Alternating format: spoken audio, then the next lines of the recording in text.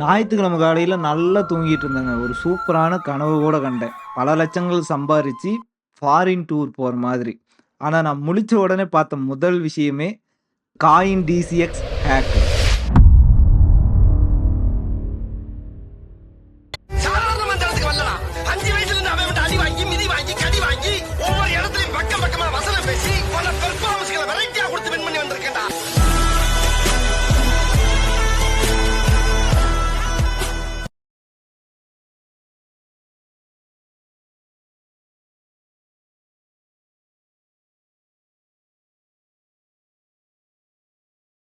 வர்த்தக மொழி பேசும் வளர் தமிழர் அனைவருக்கும் வணக்கம். எல்லோருக்கும் இந்த நாள் சீரும் சிறப்பும் செம்மையான நாளாக அமைய வாழ்த்துக்கள்.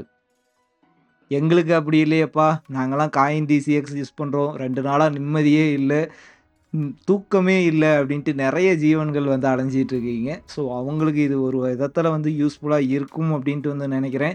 இந்த வீடியோ முழுக்க என்னுடைய எண்ணங்கள், நான் என்ன நெனைக்கிறேன் அப்படின்றத பத்தி மட்டும் தான் வந்து பேசப் போறேன். ஸோ இந்த வீடியோவ முழுசா பாருங்க. இந்த வீடியோ முழுசா பார்த்துட்டு உங்களுடைய எண்ணங்களையும் கமெண்ட்ல வந்து ஷேர் பண்ணுங்க.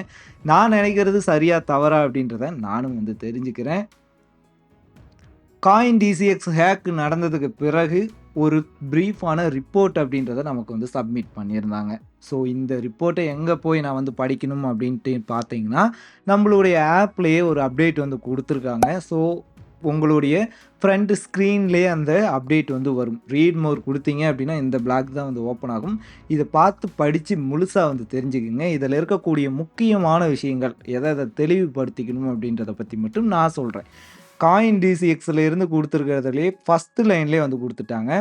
ஏ note to our customers your funds are 100% safe அப்படின்னு சொல்லிட்டு.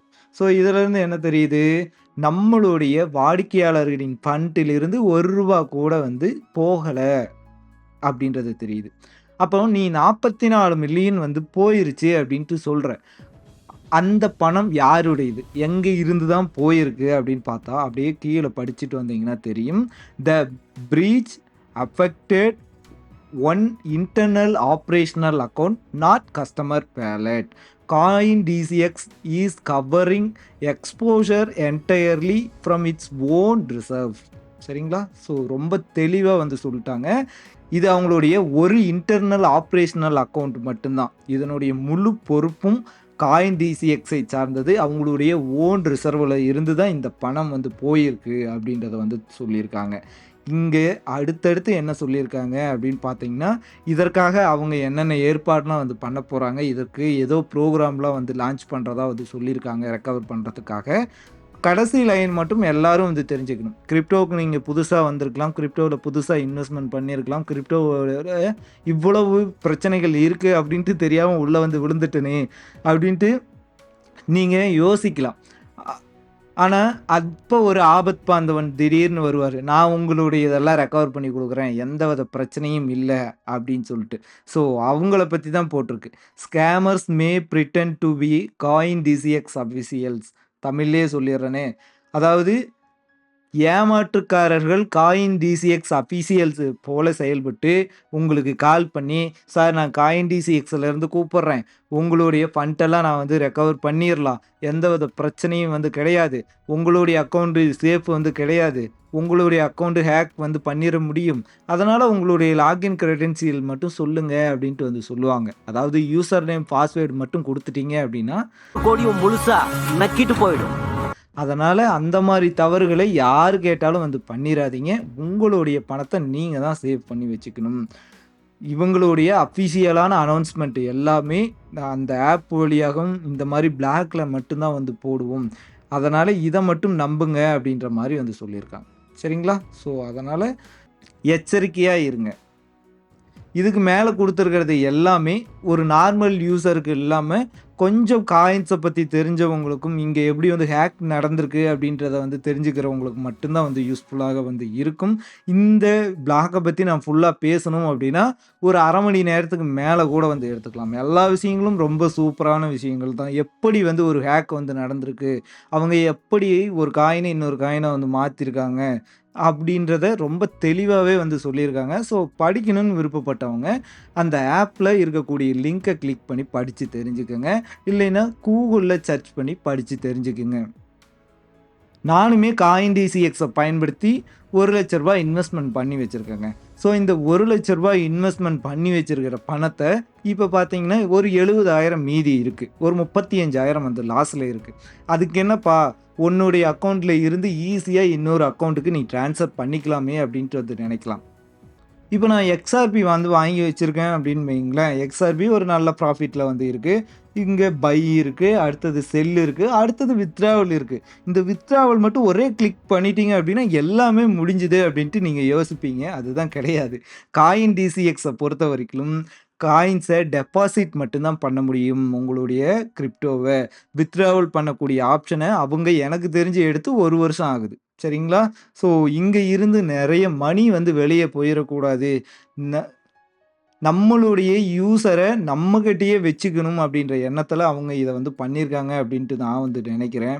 ஸோ அதனால் இந்த ஆப்ஷனை பயன்படுத்தி நீங்கள் ஈஸியாலாம் உங்களுடைய காயினை மூவ் பண்ணிக்க முடியாது. சரி, ஓகே. அப்படி இல்லைன்னா என்ன? நான் செல் பண்ணிக்கிறேன். என்னுடைய காயினை நான் வந்து செல் பண்ணிக்கிட்டேன் அப்படின்னா ரொம்ப சிம்பிளாக அதை யூஎஸ்டிடியா மாற்றுவேன். மாற்றி நான் கொண்டுட்டு போயிடுவேன் அப்படின்ட்டு நீங்கள் வந்து நினைக்கலாம். நீங்கள் உங்களுடைய காயின் ஒவ்வொன்றையும் செல் பண்ணுறீங்க அப்படின்னா அதற்குன்னு தனிப்பட்ட ப்ரோக்கரேஜஸ் வந்து இருக்கும். ஸோ ஒரு ஆவரேஜாக $2 போட்டீங்க அப்படின்னாலும் ஒரு 20 காயினுக்கு மேலே ஹோல்டு பண்ணுறீங்க அப்படின்னா ஒரு $50 அப்படின்றது உங்களுக்கு ப்ரோக்கரேஜ்லேயே போயிடும். நீங்கள் லாபத்தில் இருக்கும்போது கொடுக்கக்கூடிய ப்ரோக்கரேஜ் அப்படின்றது வேறு. அதாவது நீங்கள் லாபத்தில் இருக்கீங்க, அதுலேருந்து ப்ரோக்கரேஜ் எடுத்துட்டாங்கன்னா ஒன்றும் பிரச்சனை கிடையாது. ஆனால் இப்போ நீங்கள் நஷ்டத்தில் இருக்கிறீங்க. ஸோ இது உங்களுடைய நஷ்டத்தை மேலும் அதிகப்படுத்தும். எகைன் நீங்கள் லாஸ் தான் பண்ணுறீங்க. சரி, ஓகே. அந்த லாஸை நான் அக்செப்ட் பண்ணிக்கிறேன் அப்படின்னா அதற்கு மேலே ஒரு கண்ணுக்கு தெரியாத லாஸ் அப்படின்றது இருக்குது. நீங்கள் பணம் சம்பாதிக்கணும் அப்படின்ட்டு ஆசைப்பட்டீங்கன்னா, பணத்தை பெரிய அளவில் விரும்பினீங்க அப்படின்னா உங்ககிட்ட வரக்கூடிய ஒவ்வொரு ரூபாய்க்கும் உங்களுக்கு கணக்கு வந்து தெரிஞ்சிருக்கணும். உங்ககிட்ட இருந்து போகக்கூடிய ஒவ்வொரு ரூபாயும் உங்களுக்கு நல்லது செய்தா கெட்டது செய்தா அப்படின்றத புரிஞ்சுக்கணும். அதற்காக நீங்கள் ரொம்ப மெனக்கெட்டு தான் ஆகணும். இப்போ நான் யூஎஸ்டிடியாக செல் பண்ணிட்டேன். என்னுடைய பையிங் ஆவரேஜ் ப்ரைஸ் என்ன அப்படின்னு பார்த்தீங்கன்னா ஏறக்குறைய $90 வருது. சரியா? ஆனால் இப்போது கரண்ட் பையிங் ப்ரைஸ் என்ன அப்படின்னு பார்த்தீங்கன்னா $86 வருது. அப்போது இதிலேயே எனக்கு $4 அப்படின்றது நட்டம். ஒவ்வொரு யூஎஸ்டிடிக்கும் $4 அப்படின்னா 100 யூஎஸ்டிடிக்கு $400 அப்படின்றது போயிருச்சா? எஸ். ஸோ இங்கே ஒரு லாஸை எகைன் மீட் பண்ணுறோம். அட போயா! பினான்ஸில் $82 என்னால் யூஎஸ்டிடி வாங்க முடியும். நான் இங்கே இருந்து விற்றேன் அப்படின்னாலும் பினான்ஸுக்கு போகும்போது நான் $82 வாங்கினேன் அப்படின்னா எனக்கு $4 அங்கே ஈவன் ஆகிரும் அப்படின்ட்டு உங்களுக்கு தோணும். அப்படி நீங்கள் நம்பி விற்றுட்டீங்க அப்படின்னா என்ன நடக்கும் அப்படின்னு பார்த்தீங்கன்னா அந்த $82 கிடைக்கிறதுக்கு சான்ஸே கிடையாது. அப்படி கிடைச்சிச்சு அப்படின்னா அது ஸ்கேமாக இருக்கிறதுக்கு தான் வந்து வாய்ப்புகள் அதிகமாக இருக்குது. இப்போ ஒவ்வொரு பினான்ஸ் P2B ட்ரேடரும் என்ன பண்ணுறாங்க அப்படின்னா $90, $92, $93 வரைக்கும் ஒரு யூஎஸ்டிடியை விற்கிறாங்க. நீங்கள் பினான்ஸில் அப்படி தான் வந்து இப்போதைக்கு இன்வெஸ்ட்மெண்ட் பண்ண முடியும். இன்கேஸ் நீங்கள் master card, visa card use பண்ணி இன்வெஸ்ட்மெண்ட் பண்ணுறீங்களா இருந்தால் பிரச்சனை இல்லை. மோஸ்ட் ஆஃப் த ட்ரேடர்ஸ் என்ன பண்ணுவீங்க அப்படின்னா P2Bயில் தான் வந்து பண்ணுவீங்க. அப்படி பார்க்குறப்போ உங்களுக்கு இங்கே இருந்து கொண்டுட்டு போகிற ஃபண்டில் திரும்பவும் லாஸ் ஆகும். இப்போ நீங்கள் பினான்ஸுக்கு வந்து கொண்டுட்டு போயிட்டீங்க. பினான்ஸுக்கு கொண்டுட்டு போயிட்டு அங்கே பை பண்ணணும். பை பண்ணுறதுக்கு நீங்கள் ஒரு ப்ரோக்கரேஜ் வந்து கட்டி தான் ஆகணும். ஸோ ஒவ்வொரு காயினுக்கும் ஒவ்வொரு மாதிரி ப்ரோக்கரேஜ் அப்படின்றது அங்கே போகும். ஸோ அங்கவும் திரும்பவும் லாஸ் பண்ணுறீங்க. இப்படியே நான் தோராயமாக கணக்கு போட்டு பார்க்கும்போது இப்போ இருக்கிற என்னுடைய கேபிட்டலில் இருந்து ஒரு 15,000 $20,000 லாஸ் ஆகிறதுக்கு வாய்ப்புகள் அதிகமாக இருக்குது. ஸோ நீங்கள் பணம் சம்பாதிக்கணும்னு விருப்பப்படுறீங்க, பெரிய பணக்காரனாக விருப்பப்படுறீங்க, கிரிப்டோவில் சம்பாதிக்கணும்னு விருப்பப்படுறீங்க அப்படின்னா ஒவ்வொரு யூஎஸ்டிடியும் மதிப்பு வாய்ந்தது. அதை நீங்கள் எப்படி செலவு பண்ணுறீங்க அப்படின்றத பொறுத்து தான் இருக்குது. கிரிப்டோ 100% ரிஸ்க் இருக்கக்கூடிய ஒரு அசட் அப்படின்றது நமக்கு தெளிவாக தெரிஞ்ச விஷயம்தான். இதில் போடக்கூடிய ஒவ்வொரு ரூபாயும் ரிஸ்கில் இருக்கக்கூடிய ஒரு ரூபாய் அப்படின்றது எனக்கு தெரிஞ்சு தான் நான் இன்வெஸ்ட்மெண்ட் பண்ணியிருக்கேன். ஸோ அப்படி பார்க்குறப்போ ஏற்கனவே ஒரு 30,000 இங்கே லாஸில் இருக்குது. திரும்பவும் ஒரு 20,000 லாஸ் ஆயிருச்சு அப்படின்னா என்னுடைய கேபிட்டல் அப்படின்றது மீதியாகிறது 50,000 மட்டும்தான். ஸோ இப்போ 50,000 கேபிட்டலை நான் கொண்டு போய் அங்க போட்டேன் அப்படின்னா, திரும்பவும் அது 0லேருந்து ஸ்டார்ட் ஆகி ப்ராஃபிட் எப்படி வந்து வருமோ அதற்கேற்றார் போல தான் வரும். ஸோ இந்த மாதிரி காரணங்களால நான் என்னுடைய அசட்டை இங்கேயே ஹோல்டு பண்ண போறேன். என்னுடைய காயின்ஸை வேற எங்கேயும் வந்து சேஞ்ச் பண்ண போறதில்ல. இந்த வீடியோ முழுக்க பேசினது எல்லாமே என்னுடைய தனிப்பட்ட கருத்துக்கள் மட்டுமே. நீங்க காயின் டிசிஎக்ஸ 100% வந்து நம்புங்க அப்படின்ட்டு நான் வந்து சொல்லல. பினான்ஸுக்கு கொண்டுட்டு போங்க, கொண்டுட்டு போகாதீங்க அப்படின்ட்டு வந்து சொல்லல.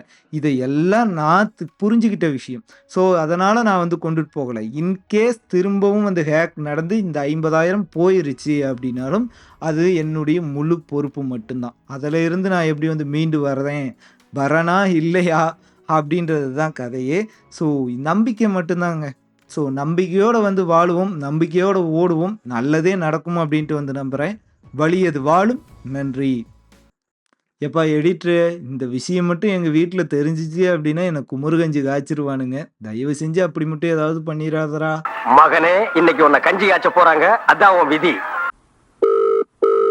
ஹலோ ஆண்டி, உங்க பையன் மொத்த பணத்தையும் லாஸ் பண்ணிட்டான்.